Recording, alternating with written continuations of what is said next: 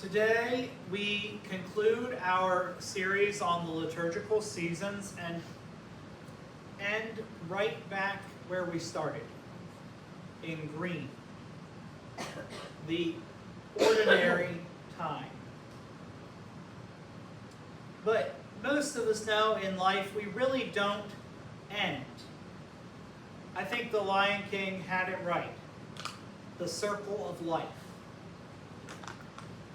Every year seems to be, is certainly cyclical, that word, cyclical, I think that's right. That's it. And we kind of, fall comes, kids go back to school as we're gathering backpacks and items for. Then we head into winter and snow days and ice, and some Sundays canceled because of that, and hopefully none this year, right? Fingers crossed. We head into spring where everything blooms and the bees come out and the birds are joyful, and then we head into summer, and eventually we start the whole process right back over again into fall. It's kind of like the calendar of the church as we go from green all the way around back to green. It's a long stretch of the year where we have no major holidays, no blazing candles of Advent, no somber shadows of Lent, no dramatic miracles of Easter morning. I like the color green. My favorite is blue, but I do like the color green. But green, the season of green can kind of feel busy and monotonous, can't it? Green represents growth. But growth is slow, quiet, and sometimes boring to watch. I think about Avery and him using the potty, but now because he's using the potty, he's having sleep regression. And so we're seeing growth. It's incredibly feels slow some nights when you're sitting in there with him and he's not going to sleep. But it's still there. It's not as exciting as some of the things like, throwing a ball or things, right? We also see this in some of our plants. One of our members, Nora, who some of you know, was growing a flower that's native to the state, and I can't remember, it's some kind of lily, I believe. And it took her 6 years to get a bloom. Is there anybody here that's going to take 6 years on a flower? I'm not even taking 6 days on a flower, right? I'm not a gardener. My dad seemed to like pulling weeds and trying to garden, but he just, you're only one person. Sometimes you can't keep all of that up. So it's a lot. Sometimes, think about a tree, right? Trees, I know some kids will plant a tree for Arbor Day or whatever, and then they'll go out and they'll stare at it. Like, it's going to grow. It's going to happen. No, probably not in a way that you'll see it just by looking at it, right? And so we know that sometimes things take years of daily endurance and care. Sometimes during that kind of a season, we can feel like we are far from God. Has anyone ever felt like that? That something was off, we were just doing the same day-to-day thing, and you felt far from God, and like God wasn't doing or trying anything in your life, and so you just kept going? We see this for people in the Bible a lot. I think the easiest example, and I forgot to use it at Woodside, shame, right? The easiest example is David. Right? right? David spends so much time writing the Psalms. And they all talk about wanting God to do something in his life, and it either not happening or seemingly sometimes not happening the way David wanted. We see a lot of people in the Bible who had great fire for God but had been dimmed or put out. We get caught up in the excitement when things are going well, and then when things slow, we tend to not be as excited and to kind of crash and burn. You know, we talk about Pentecost and how the disciples experienced this great fire, this great passion in their hearts. And I think about our modern day, right? We might experience great fire, but then we realize the laundry still has to be done. The bills still have to be paid. The fire is gone and the dishes are still sitting in the sink. We look at our bank accounts, our fractured relationships, our health records, and we ask ourselves and wonder, where did the passion for God and what God is calling us to go? Oftentimes the gap between a Sunday morning high and where we are during the week feels like a Grand Canyon. If we were to talk about wanting to continue to be on fire for God, honestly, sometimes I would love for God to be on fire to do the laundry, to fold it, put it away. Too many times during the week do I look in the corner of my bedroom and see the full clean thing of laundry that I'm living out of because I did take the time to put it away. That's why this sermon is entitled Life After Fire. You see, right after Pentecost, the disciples were on fire for God, and they're teaching and praying and breaking bread together and whatever else this food is on the cover of the bulletin. They're signs and wonders, and people are selling their possessions and giving it to each other to survive. And they're spending time in the temple, and they're getting goodwill of people because of their generosity and their love and their joy. And God is adding to their number.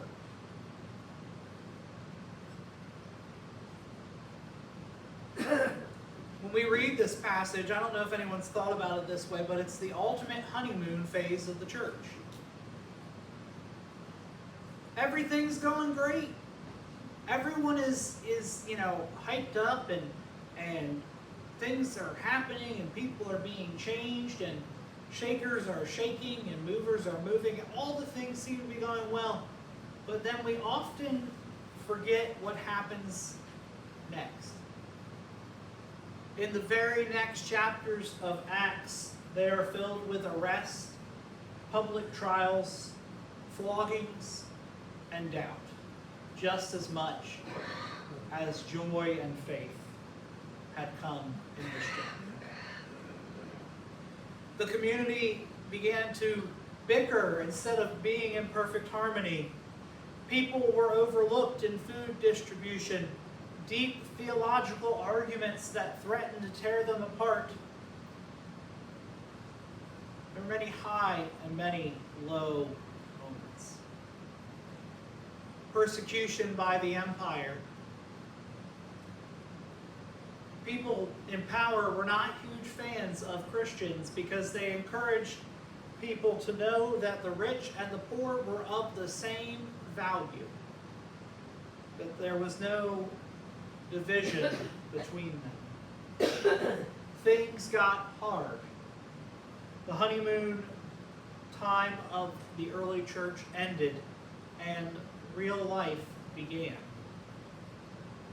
I've often wondered if the disciples had that moment after Pentecost where they sat down and just said, I'm tired. I feel like we're not accomplishing anything. My fire has dimmed down. Maybe they got stuck in the season of waiting for the next big thing to happen. We see this for Paul.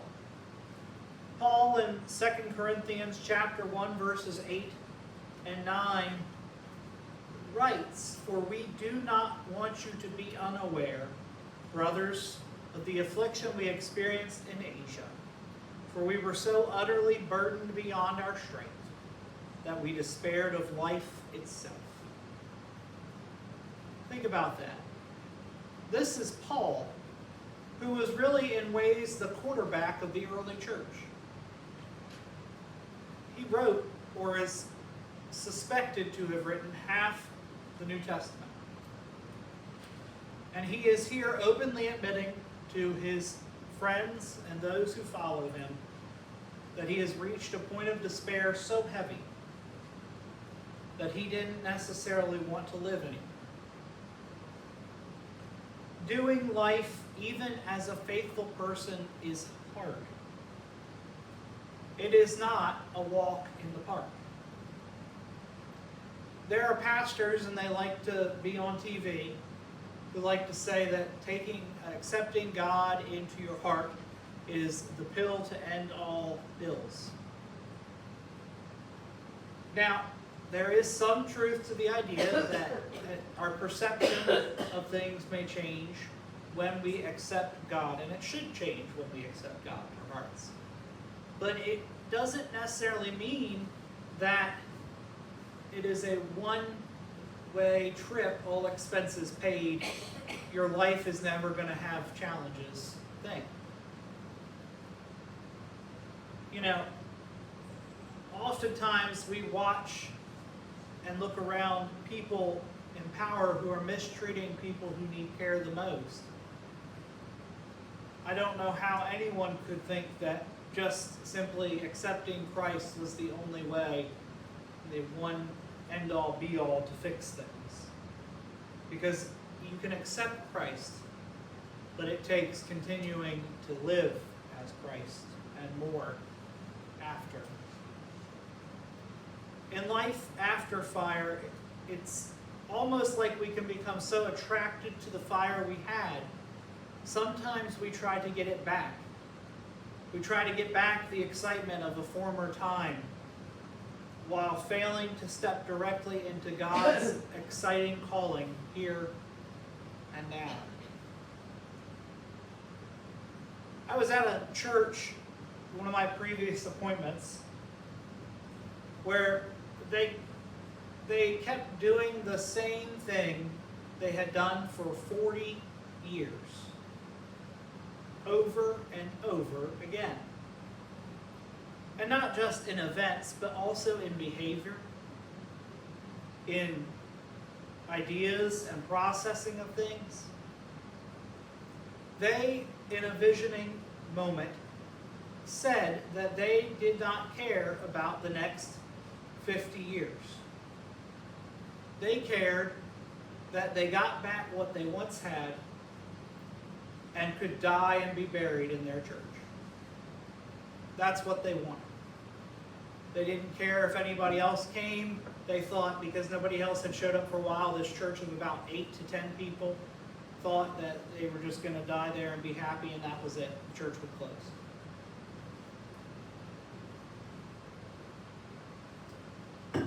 But faith is not a retirement plan. The church is not a museum. The church is a moving, breathing, living organism that is a part of each and every one of us. The fire of Pentecost was not meant to keep us warm in our comfort zones, but instead to light our way into the unknown. Faith is embracing the fire and following it where God leads us. Innovating, serving just as the disciples and Paul did. Changing how people are treated living in ways that actively embrace and care for all members. When the fire that we previously had dies, it can bring a deep nostalgia for the past. Oftentimes, I've been in places where they had a way of doing things that worked then, and then it stopped working, and then they stopped doing it altogether. But then somebody thought, well, that way worked, let's go back to it, so they started it up again. What do you think happened? It didn't work.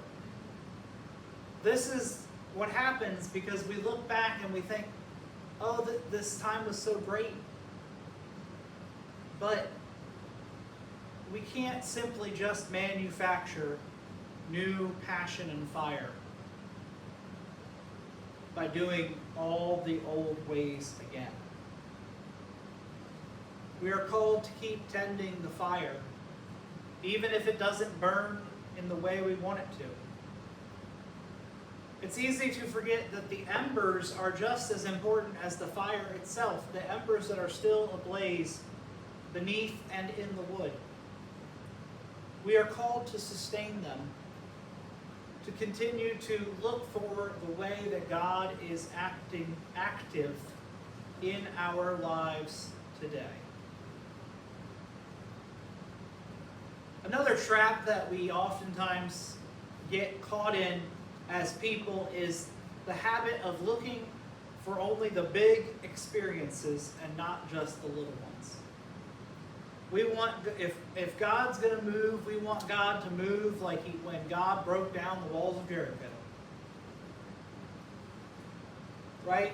If God's going to move, we want God to move like the Moses and the burning bush. Because if God doesn't do X, then we don't know if God's really there. But what we then miss by looking for the big moments, like we get to see at Advent and Lent and all those, what we miss are the small, quiet moments. I will tell you right now, when you sit with somebody who recently lost a loved one, and you don't even necessarily talk, but you just sit, it may seem like the most benign thing to do, because oftentimes when somebody dies, we want to say 15 things to try to make it better for somebody. But just by being with someone in a quiet moment, may seem small, but it is large and bigger than many other things, just because you showed up. Embracing the small, quiet moments where it may not feel like much is happening,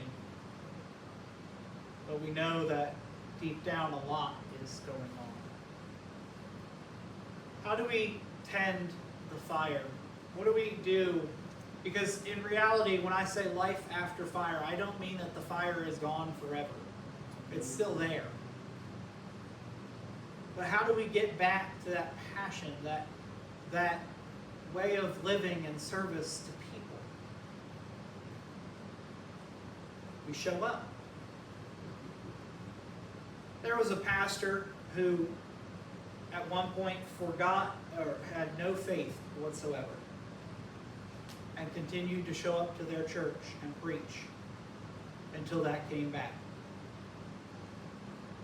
And oftentimes it does stink. It's painful. It's not easy. But it means showing up. It means being there for people, texting someone who is grieving, sitting in silence with someone who's lonely or unsure of the future, rather than trying to do a quick fix. It's advocating for fairer systems in our country, in our world. One small voice and choice at a time. Embers don't demand a stage or a spotlight. They just require quiet faithfulness in the ordinary places we already live.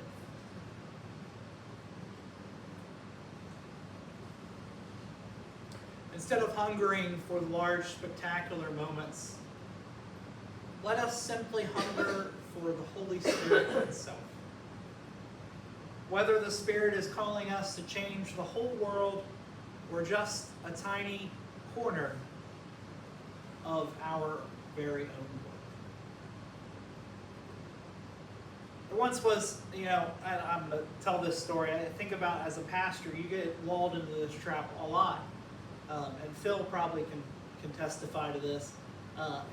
You get out of seminary, and a lot of the people, a lot of clergy, young clergy think, oh, things are going to be huge. We're going to make such a difference.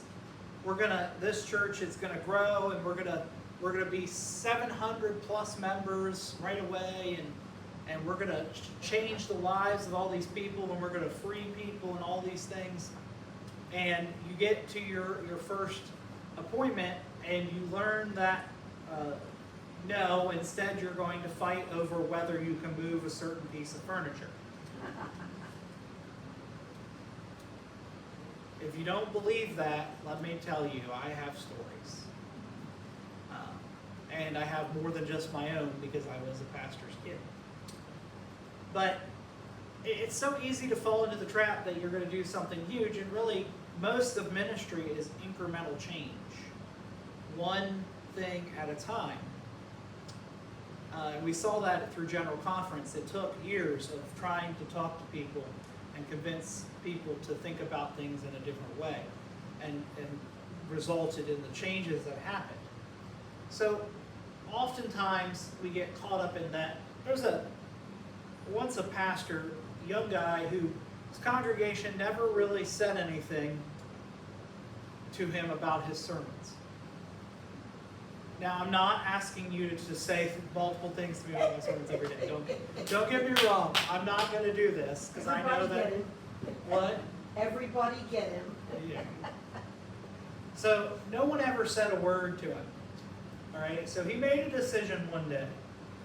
He went home and put in an old tape. Once he figured out what a tape was, an old tape of Billy Graham, and memorized Billy's whole sermon. And he decided he was going to go in and preach the sermon on that Billy Graham preached, word for word, to impact them and see, if he can make a difference. Sunday came, and he's preaching, and everybody seems to be incredibly inspired, and everyone loves it, and he's just, talking about salvation and all these things, and he stops. And everyone loves it until he stops and looks up and points and says, and now thousands are coming from the balcony.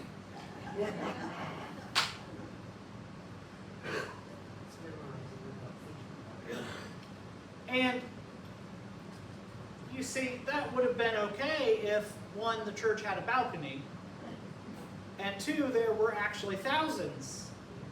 The church was a small church, and there were about 30 to 40 people. So, of course, needless to say, he spent the rest of his career probably getting jibed and jabbed for that moment by the congregation and by his DS. But, we are not Billy Graham. We don't have a balcony. We are simply who God calls us to be. And I can tell you right now, without naming names and going through everyone, for most of you in here, I can point and say one thing that you bring to this church and this community that we would miss if you weren't here. And even if you don't think that one thing, that change that you bring, or that part of life that you bring is important, regardless of whether it's really big or really small. Or as Avery likes to say, baby thing.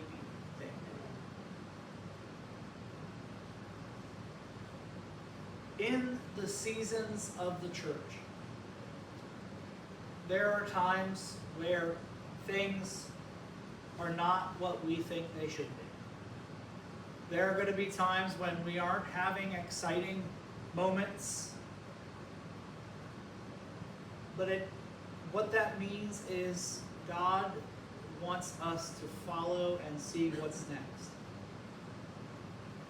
To continue to be the you that God called you to be. So that collectively we can be the church that God called us to be. Thanks be to God.